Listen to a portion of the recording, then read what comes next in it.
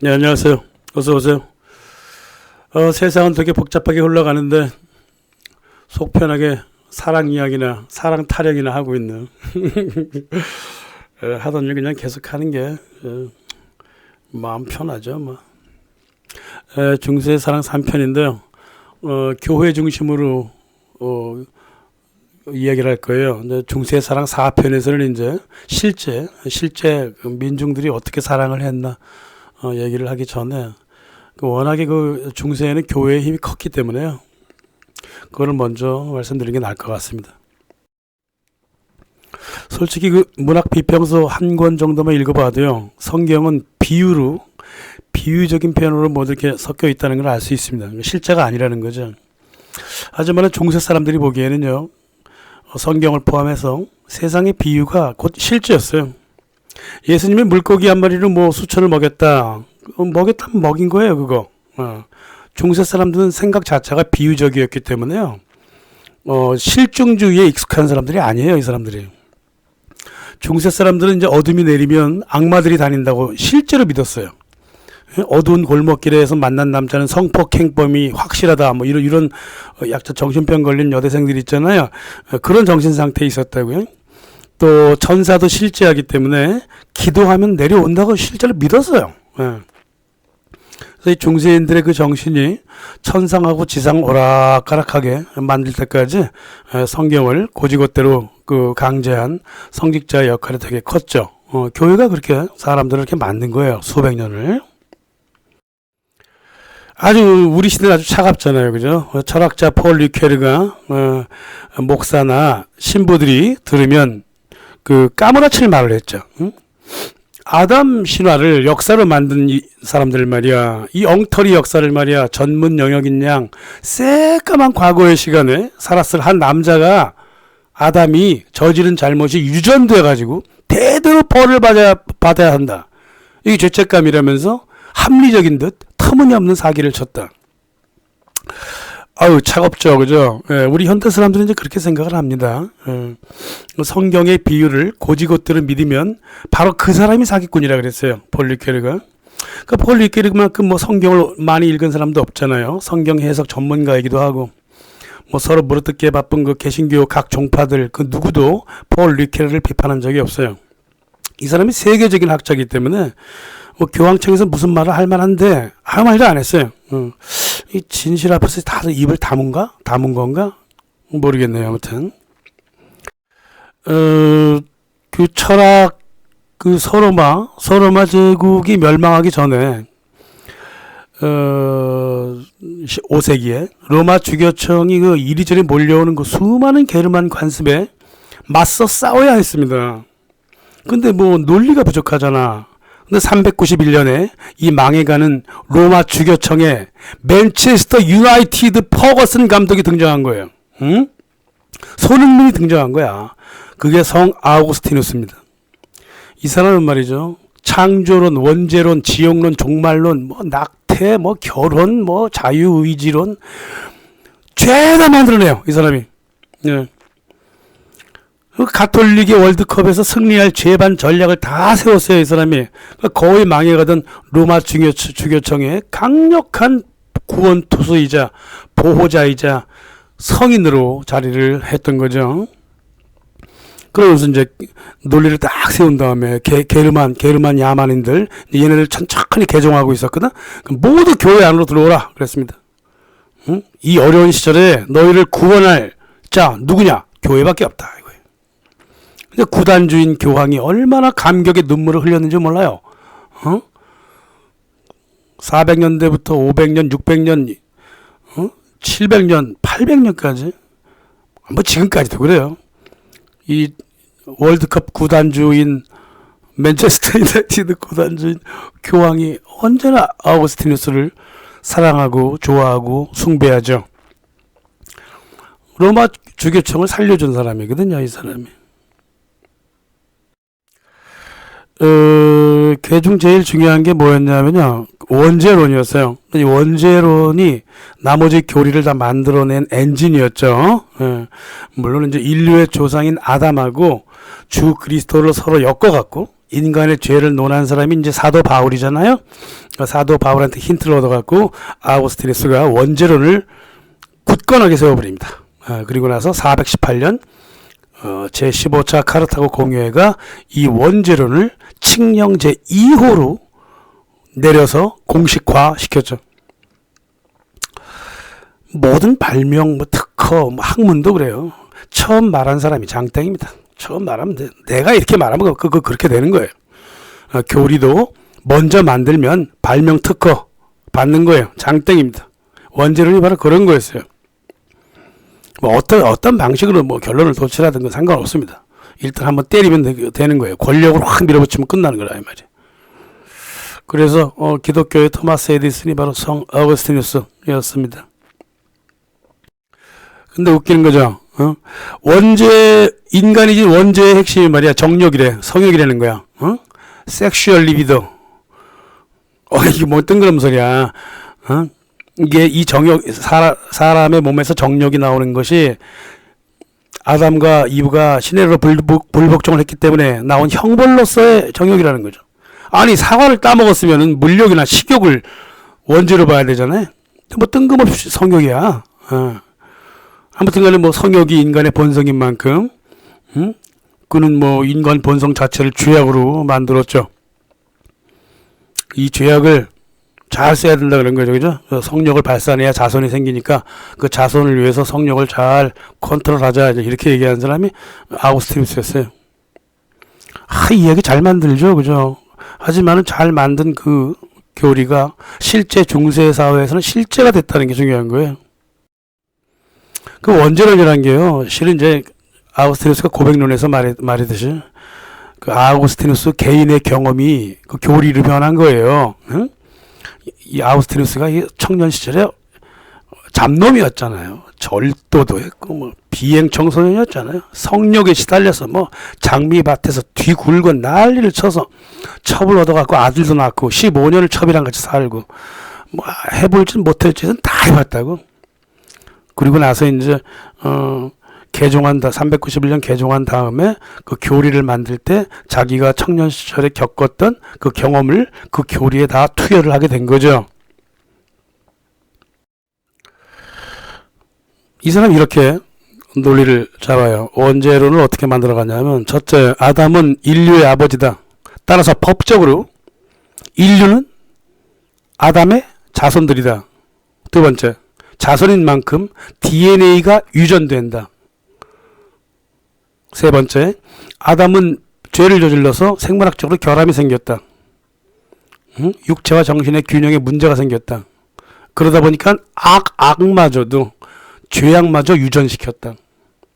네 번째, 아담의 자손 후손들도 피는 못 속인다. 지들도 또 죄를 계속 지어간다. 그래서 죄가 축적되었다. 따라서 인간 자체가 죄인이다 이겁니다.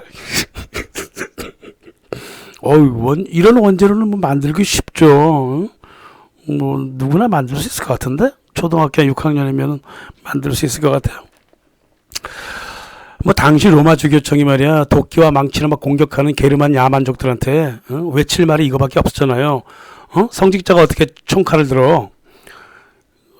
그 쳐들어오는 그 게르만 무식한 놈들한테 너희는 태어났을 때부터 죄인이다 이러면서 회개하라 이랬던 거죠. 그럴 수밖에 없었던 거죠.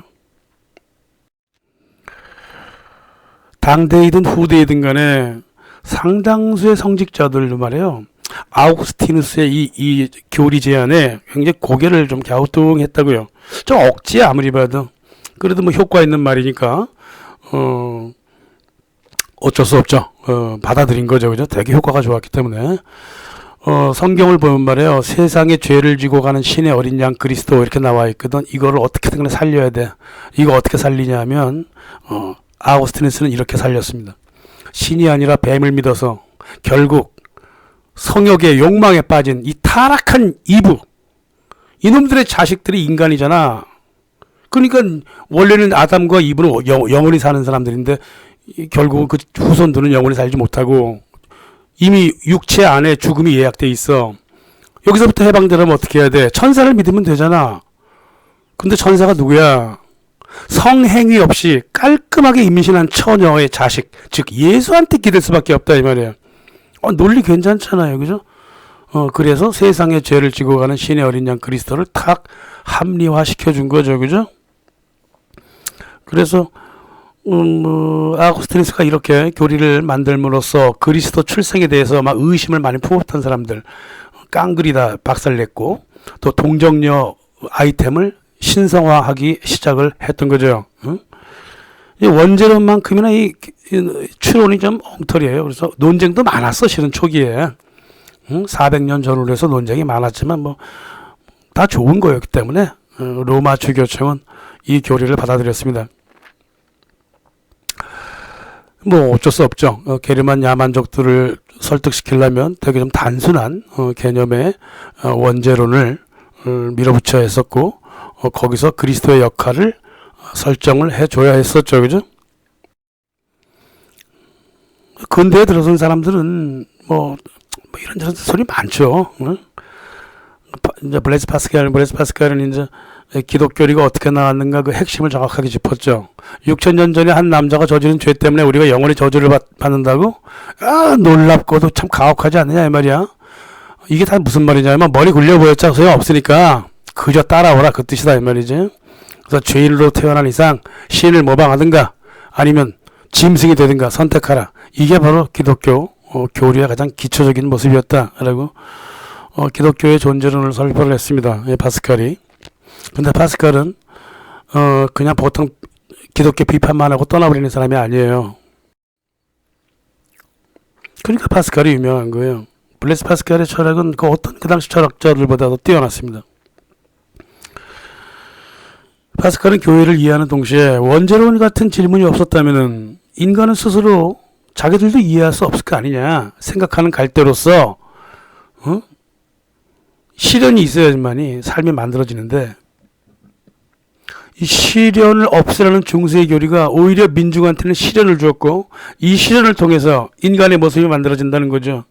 이 골치 아픈 변증법인데 실제로 그렇지 않아요? 신이 우리를 비비고 안았기 때문에 우리는 그 매듭을 풀려고 노력함으로써 인간의 모습을 가지게 된다는 거죠. 그러면서 그 기독교회가 만들어 놓은 원죄론에 대해서 탓하지 않았습니다. 그래서 블레이즈 파스칼이 되게 뭐랄까 성숙한 지혜를 가지고 있다는 거예요.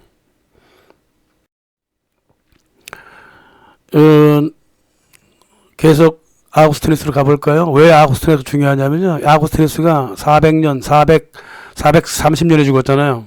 430년. 1600년 이상 서구 사회를 완전히 지배한 무의식을 일으켰기 때문에 그래, 이 사람이.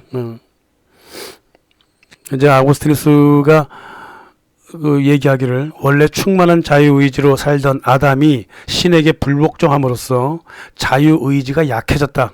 원래는 자유가 풍만했었다.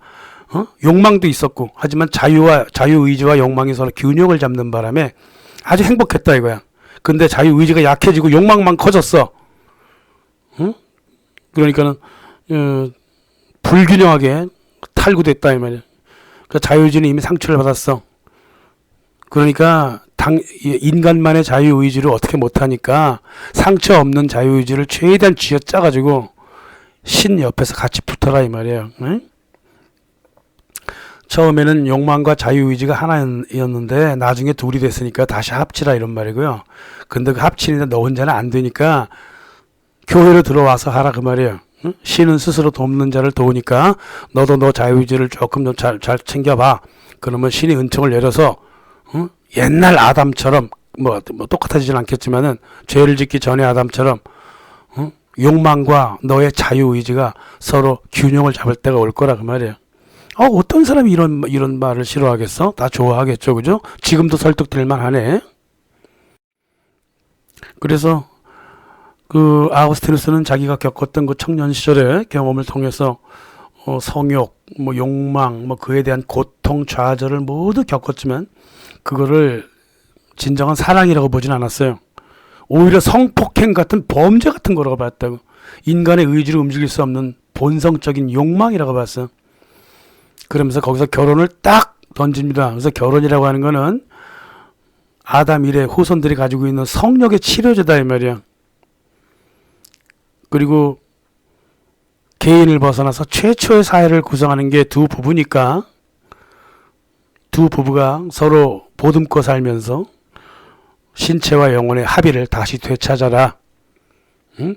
그러려면 신성 안에서 합치면 된다. 순결을 지켜라. 악마 같은 유격을 어째 출산에만 쓰면 신이 너를 용서해 줄 것이다. 따라서 임신하려고 성행위를 하면 된다. 응? 성행위에 얽매여서 그렇게 하지 말라 이 말이야. 그래서 그 성 아우구스틴이 두 부부가 어떻게 성행위를 해야 되는지 아주 세부적으로 얘기를 해놨어.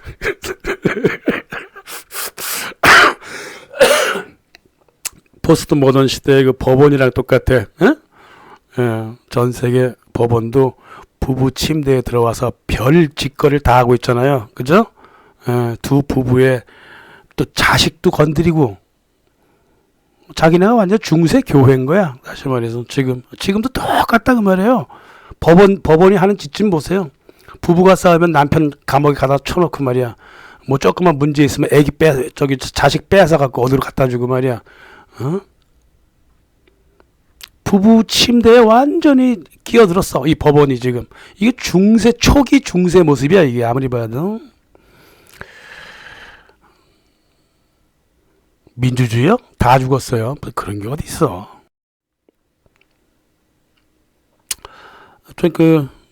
아우구스티누스의 결혼은 욕망의 시리즈였고 그 신체를 극복하는 그 선택이었죠. 그래서 그 교리가 교회의 규칙이 되었어요. 그 당시 그 로마 교황청은 말이에요. 이 구원투 이 퍼거슨 감독 아우구스티누스의 교리를 모두 받아들입니다. 하지만 게르만 세속 사회는 전혀 기독교적이지 못했죠. 현실은 전혀 달랐어요. 안 그랬어요. 순결, 정조 다 필요 없었고요. 남편은 부인을 함부로 버렸습니다. 근친상간, 일부 다처, 동성애 이게 아무렇지도 않았어요. 이런 사회에서 국가를 성립하려던 왕들이 아우구스티누스의 교리를 계속 받아들이려고 그럴 수밖에 없었죠. 나라를 정리를 해야 했으니까. 그래서 5세기서부터 11세기 한 400년, 500년간 유럽 사회가 상당히 혼란스럽게 굴러갔습니다만은 교회는 한쪽으로 아우구스티누스의 교리에 따라 가지고 어떤 정신문화적인 그 체계를 하나씩 채워가고 있었고 중간에 나타난 글로비스라든가 샤를르 마녀 대제라든가 이런 사람들이 그 교리를 좀 받아들여 갖고 자기가 통치하는 그 국토 내에서는 좀 실시해 보려고 노력을 했습니다만은 거의 실패했습니다.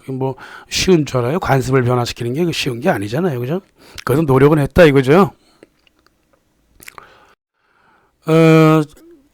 11세기에 정리한 그 민중의 사랑은요, 교회가 생각하는 사랑하고 전혀 달랐습니다. 교회가 뭐라 그랬든 간에 12세기까지 민중 속에서 그 사랑의 개념은 여전히 열정이었어요. 1185년 그 가톨릭 신부 샤플량이 세속의 사랑론을 다음처럼 정리를 했습니다. 31가지로 정리했는데요. 31가지로 딱 정리를 해놨어요.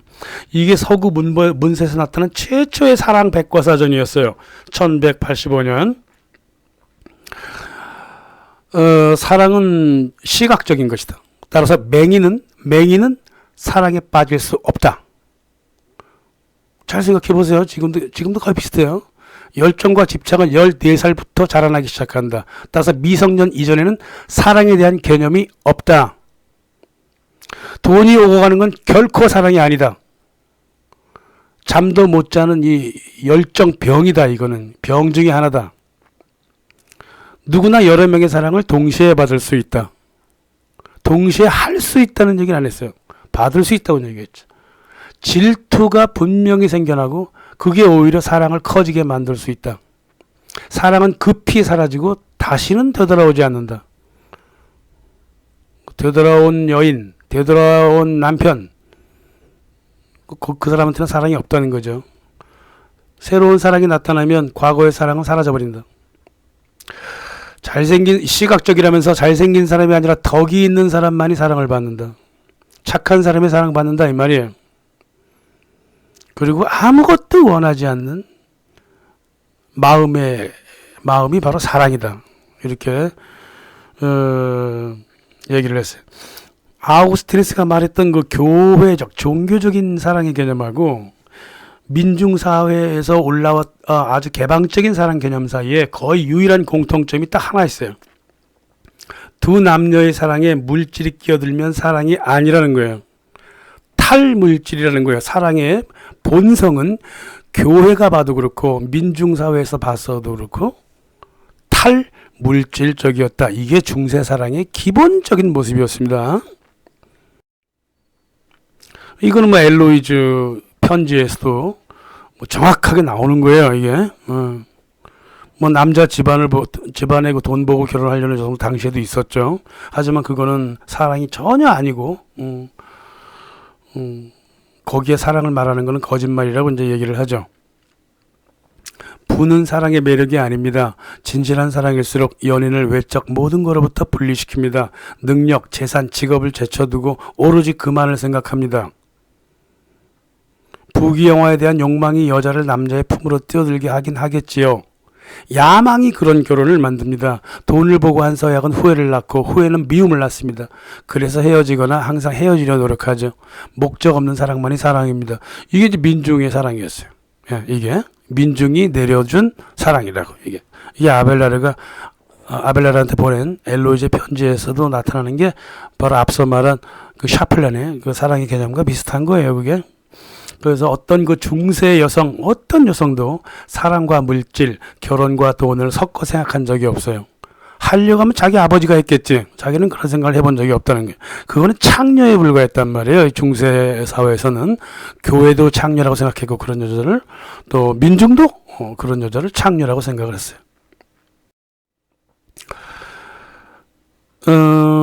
자기 아버지 생각은 자기 생각은 다르죠. 결혼이라고 하는 게 원래가 이제 노동력을 이제 넓힌다든가, 사회적 지위를 유지한다든가, 토지 유지를 목적으로 했단 말이에요. 있는 것을 지키고, 노동력을 키운다는 건 외에 그 결혼에 따른 목적은 없었어요.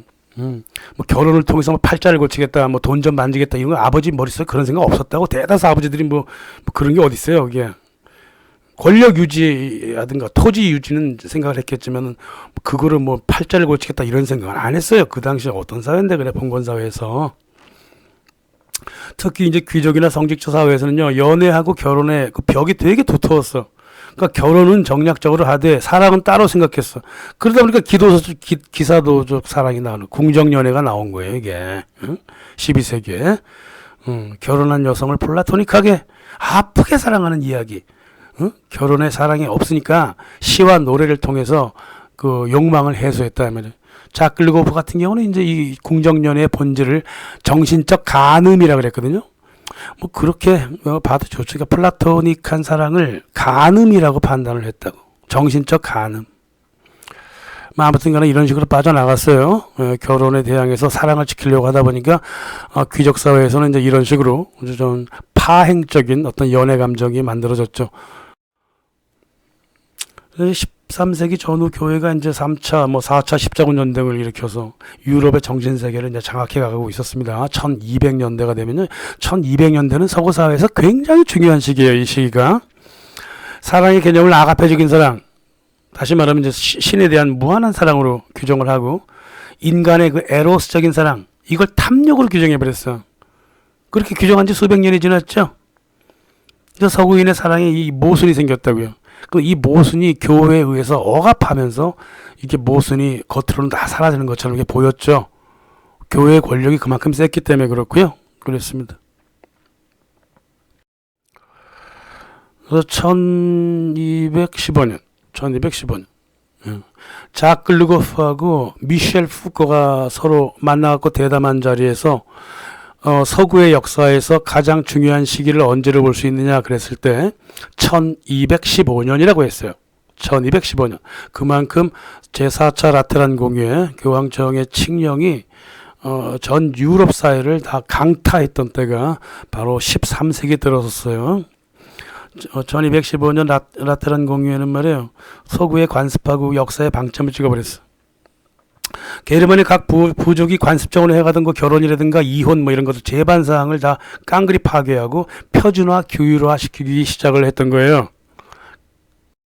간단한 예를 들죠. 라테란 공유에서 만들어낸 교리가 뭐냐. 이건 더 이상 옛날에 아우구스티누스 쳐놓고 교리가 아니에요. 이거 법입니다. 법.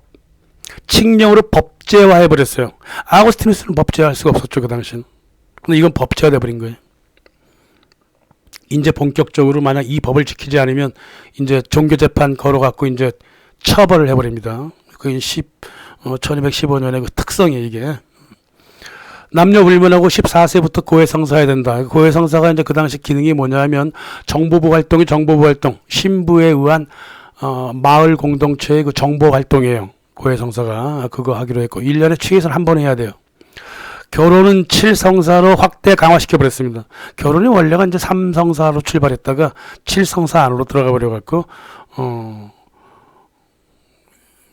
컨트롤하기 시작했고 또 종교재판소 설립을 준비했습니다. 종교재판소가 1231년에 이제 설립이 되는데 이제 본격적으로 이제 중세 사람들을 때려잡기 시작하는 거예요. 그리고 예전에 로마 시절 이후로 게르만 사회에서도 두 남녀가 서로 합의만 하면 결혼이 가능했습니다만은 그런 결혼 무효화시켰습니다. 교회가 인정하는 결혼만 합법적인 결혼이었어요. 8천 이내 결혼 금지했습니다. 그래서 게르만 사회가 갖고 있었던 근친상간 다 무너져 버립니다. 또 연옥을 준비시켜요. 연옥의 개념은 이제 고대부터 있었고 초기 기독교도 있었잖아요. 그러나 연옥을 완전히 실제화하기 시작해요. 그래서 1274년 연옥이 실제한다는 것을 그 위치까지도 지정해 줍니다. 그러면 지옥과 천당 사이에서 그럼 연옥은 어디 있어? 지옥 속에 있다. 이렇게 얘기한 거예요. 1274년 로마 교황청이 확증을 해버리죠. 결혼 이전에 순결을 지켜야 된다. 성모 마리아를 순결의 모델로 삼기 시작하죠. 또 남녀 동의하에 꼭 해야 결혼을 해야 된다. 예? 어느 한쪽만 동의하에 결혼하면 안 된다는 거예요. 교회 밑에서. 성생활은 의무고 그리고 성생활은 남녀 평등 하에서 벌어져야 된다. 부부간에 헌신해야 된다. 뭐 이런 것을 쭉 만들어냅니다. 아우구스티누스한테 이제 결혼은 뭐 사랑의 결론이었지만 이제 결혼은 사랑을 탄생시키는 조건으로 자리를 하게 돼요. 거꾸로 되어버렸죠. 아우구스티누스부터 12세기까지 결혼은 사랑의 종말이었어. 결론이었어. 종말이 아니라 결론이었어. 근데 이제 결혼이 사랑의 시작이 되기 시작하는 거다 이 말이에요. 인구가 늘어나던 그때거든요. 12세기가 귀족 계급 중에 여성이 없는 엄청나게 많은 젊은이가 있었어. 전쟁 나서 많이 죽는 바람에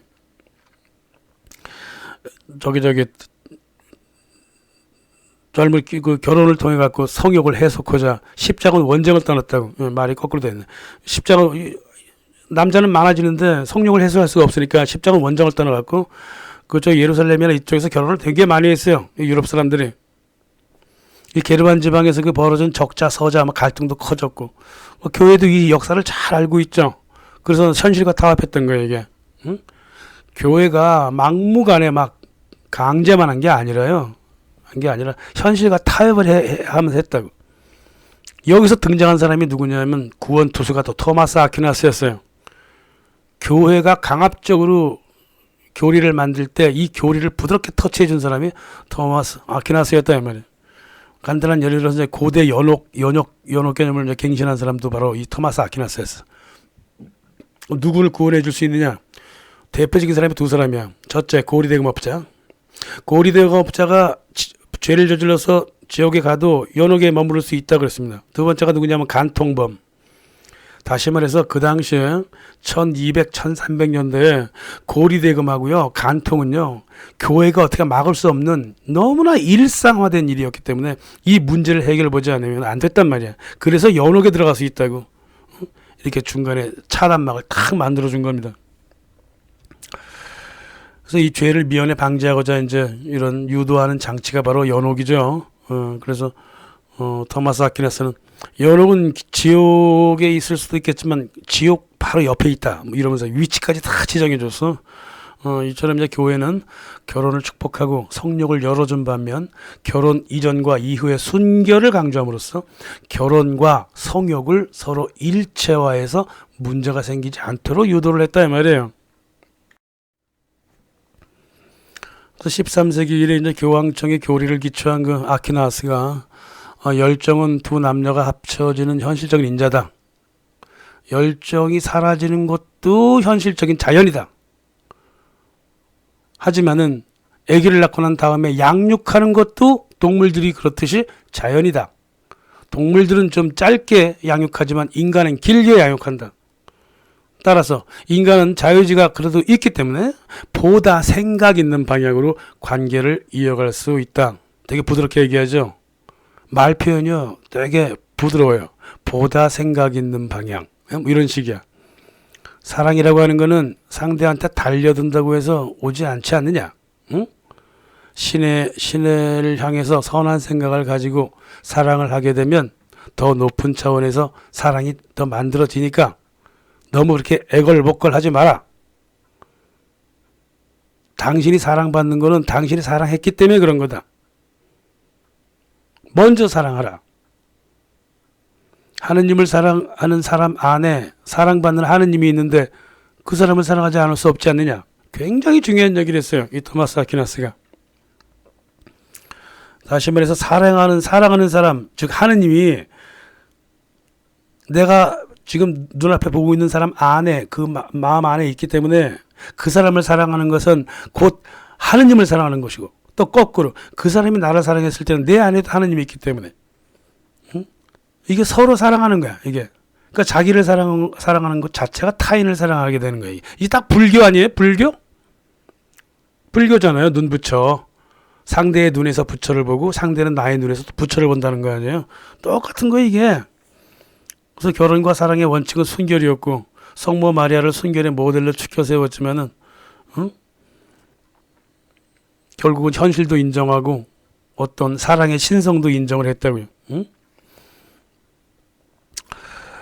성모 마리아는 신의 입장은 아닙니다. 예수가 신이기 때문에 신의 어머니일 뿐이죠. 그래서 삼위일체 신은 아니라고 해도 존경받아야 할 인물이었고 그 인물을 갖다가 신으로 보면 안 된다고 막 무척 애를 썼지만은 신은 아니에요. 아직도 신은 아닙니다. 성모 마리아는.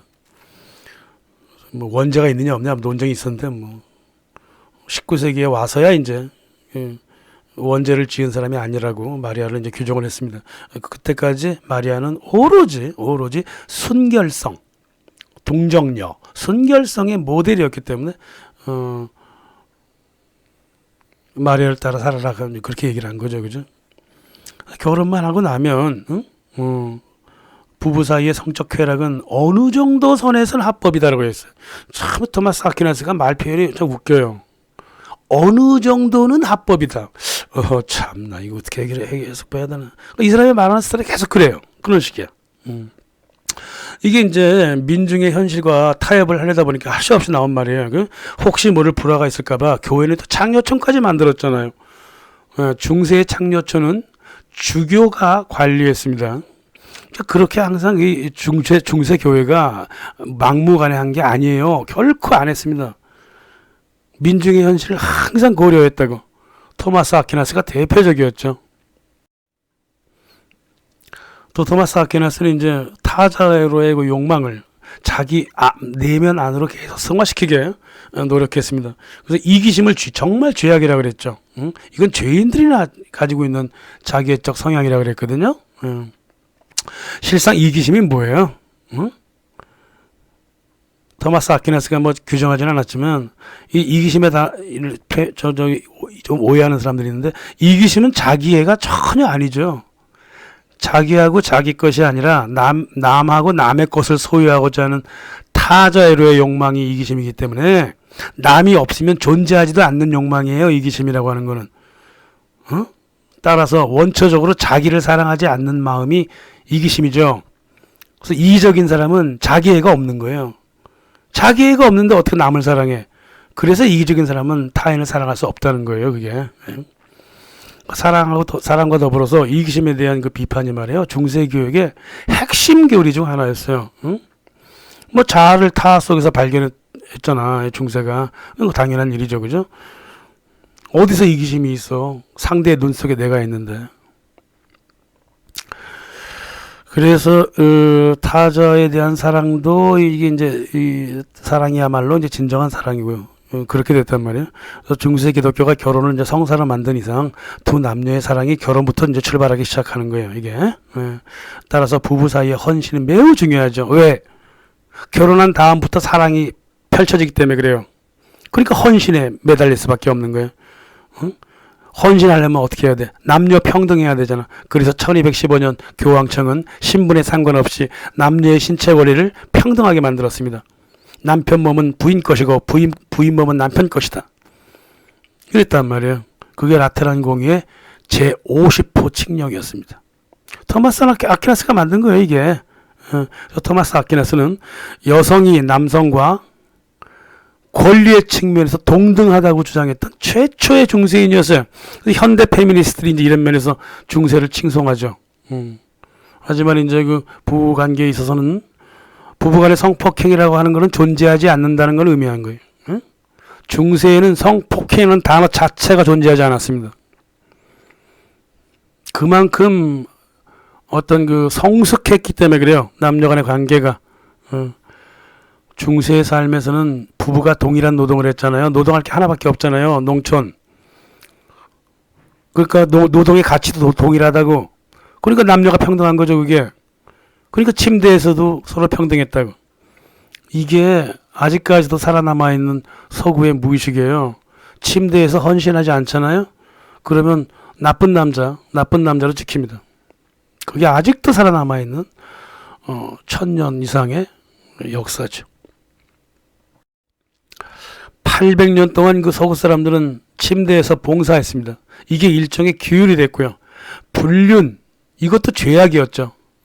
따라서 연애할 때 양다리 걸치잖아요. 이거 금기입니다. 지금까지도 금기예요. 서양 사회에서는 양다리 걸치는 거는 뭐 다른 나라하고는 좀 다르죠, 그죠? 그래서 서양 사람이랑 결혼할 때, 사귈 때는 조심해야 돼요. 양다리 걸치면 인간 말종 말을 들어요. 서양 사람들은 어떻게 남자를 만나냐면 빨리 헤어지고 나서 또 다른 사람 또 만납니다. 하지만 절대 양다리는 안 걸쳐요. 양다리 걸치는 놈 미친놈이야. 옛날부터 그랬습니다.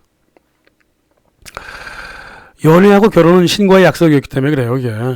영국 같은 경우에서는 바람필 조짐이 있었다. 남편이 그러잖아. 그러면 아내가 두들겨 패버렸어. 남편을. 중세가 뭐 여자들을 그렇게 뭐 그거 했다고? 아, 물론 있어요. 뭐 그 얘기는 딴 말씀 드릴게. 되게 평등했다고요. 아내가 바람피는 남편 두들겨 팬 거는 질투라기보다는 명예를 깎이게 했다 이거야.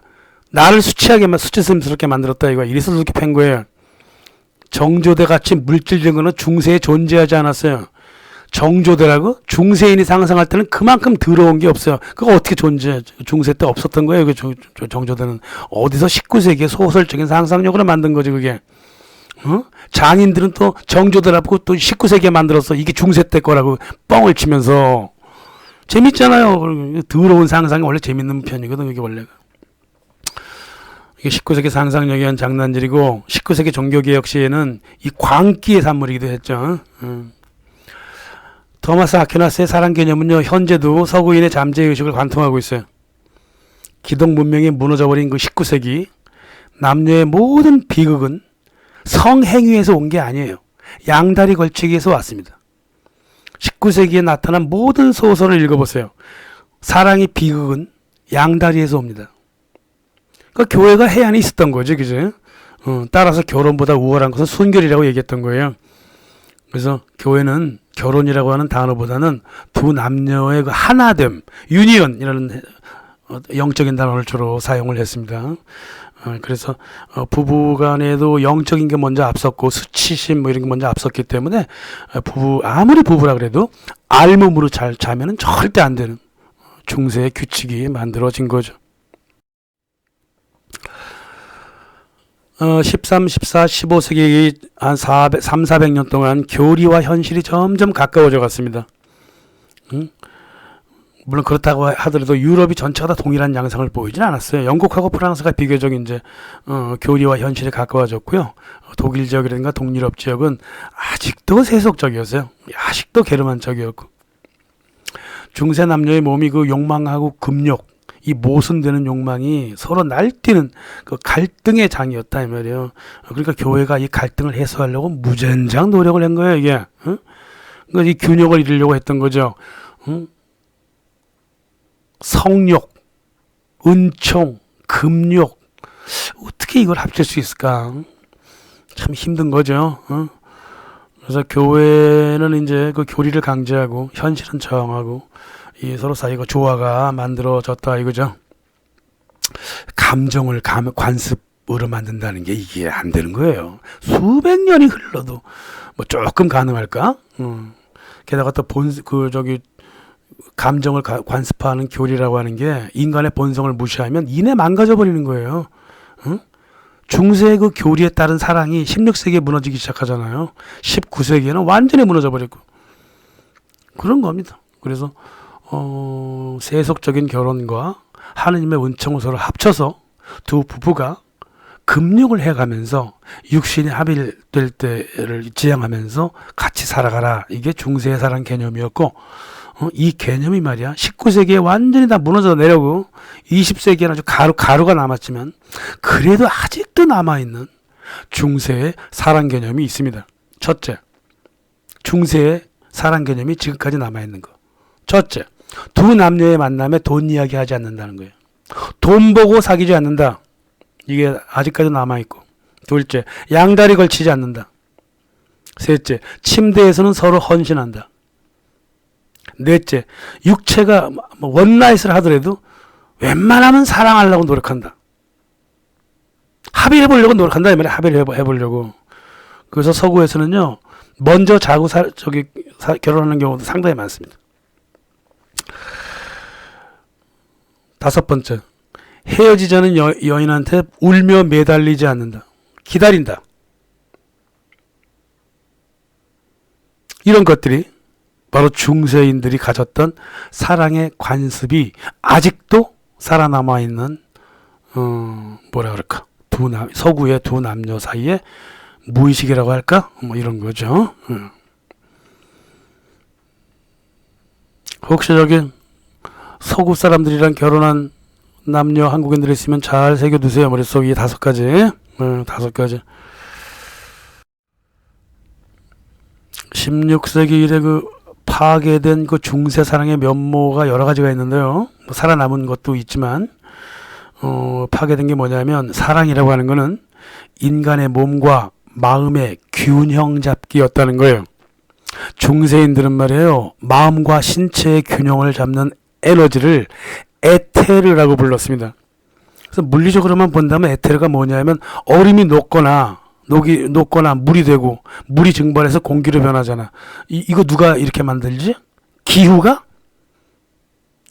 날씨가 따뜻해지면 그건 날씨는 누가 따뜻하게 만들지? 그게 에테르라 그 말이에요. 그런데 이 에테르는 물질에만 있는 게 아니라 정신에도 있기 때문에 물질과 정신 세계가 서로 호환된다 이 말이지. 그 에테르를 믿었습니다. 중세인들은. 그러니까 토마스 아퀴나스도 그런 얘기를 쭉 할 수 있었던 거예요. 응? 그래서 몸과 마음의 병이 생기는 거는 에테르가 잘못 운영되기 때문이다 그 말이야. 그래서 에테르의 균형을 잡아야 했다 말이에요. 이게 아리스토텔레스의 그 물질론이잖아, 물리학이잖아요. 그게 서구 의학계에 깊숙이 파고 들어갔고 사상의학을 만든다고요. 서구의 의학도 사상의학이었어요. 그래갖고 이 교황청에서도 이 에테르를 어떻게 규정할까? 이 에테르의 균형을 깨트리는 게 뭐냐? 이게 인간의 욕망이다 이거야. 명예욕, 질투욕, 분노, 슬픔, 인색, 식탐, 사치 이런 것들 모두 인간의 에테르적 균형을 깨트린다. 이 병을 나게 만든다 이 말이야. 이것도 칠정.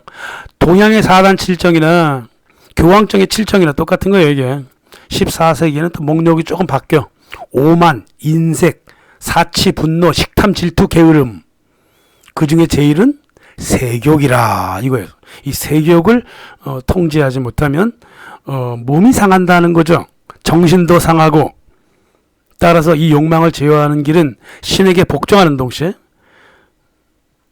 자기의 영혼과 신체의 균형도 잡는 일이었다고요. 그래서 사랑은 건강 유지를 위한 치료약으로 여겨졌다고요. 이 사유가 19세기에 완전히 사라져버리죠. 서구 사회에서. 그 서구의 의학 개념도 19세기에 완벽하게 바뀌어요. 예. 특히나 이제 뭐 마르크시스트 유물론자들에 의해서는 엄청나게 바뀌잖아요. 교회가 욕망의 산물을 차지하려고 가톨릭 이데올로기를 내세웠다 어쩌고 저쩌고 이 막스시스트는 멍청한 치졸한 거죠. 교회는 자산을 축적했다기보다 나눔의 철학을 가졌어요. 응? 한데 두루두루 모아가지고 서로 나눠 가지는 공산사회가 진짜 가톨릭의 사회였다고요. 아무것도 모르면서 마르크스들이 함부로 얘기한다고 이게. 아무튼 교회는 사랑을 이렇게 규정을 했습니다. 다음 중세 4부에서는요. 그래 교회는 그렇게 생각을 해서 민중들한테 강제를 했다 이거지. 그래서 민중과서라 변증법적인 어떤 결론을 이뤄왔다 이거지. 그럼 실제 민중의 사랑도 교회가 제시했던 만큼 그렇게 흘러갔을까? 그걸 4부에서 말씀드리겠습니다. 감사합니다.